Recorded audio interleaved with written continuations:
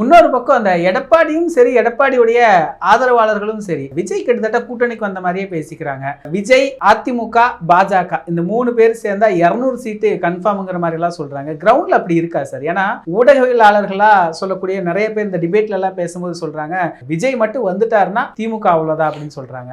கிரவுண்ட்ல அப்படி ஏதாவது நீங்க பாக்குறீங்களா? விஜய்ங்கிற அந்த பாமர மக்களுடைய வாக்கை விஜயால வசீகரிக்க முடியுங்கிறதுல உறுதியா அதிமுகவும் பாஜகவும் திட்டமிட்டு அந்த வேலை செய்யறாங்க. அவங்க தான் இது விஜயை உருவாக்கி களத்துக்கு கொண்டுட்டு வர்றதும் அதிமுக பாஜக அணிதான். அதில் நமக்கு ஒன்றும் மாற்று கருத்து இல்லை. ஒரு காலில் அது விஜய் அவ்வளவு இலகுவா அதிமுக பாஜக கூட்டணிகளை போறதுக்கான வாய்ப்பு குறைவு. அது பாஜக விரும்பினால் அந்த அந்த விருப்பத்தை நிறைவேற்றுவதை தவிர்க்க விஜயால முடியாது. அப்படி ஒன்று நடந்தால் திராவிட முன்னேற்ற கழகம் தனித்து பெரும்பான்மையோட ஆட்சி பொறுப்பு வருவதற்கு கொஞ்சம் கடுமையாக போராட வேண்டியதாகும். ஒரு நெருக்கடியில் ஆட்சி இழக்க வேண்டியது இருந்தால் கூட ஆட்சி பெறதுக்கு அது. ஆனால் அதே மாதிரி விஜய் தனித்திருந்தாலும் அதிமுக பாஜகவுக்கு பலத்தையும் திமுகவுக்கு பலகீனத்தையும் தருவது. அந்த 2 வகையிலையும் பாஜக அதிமுக பலனடை போகுது விஜயால.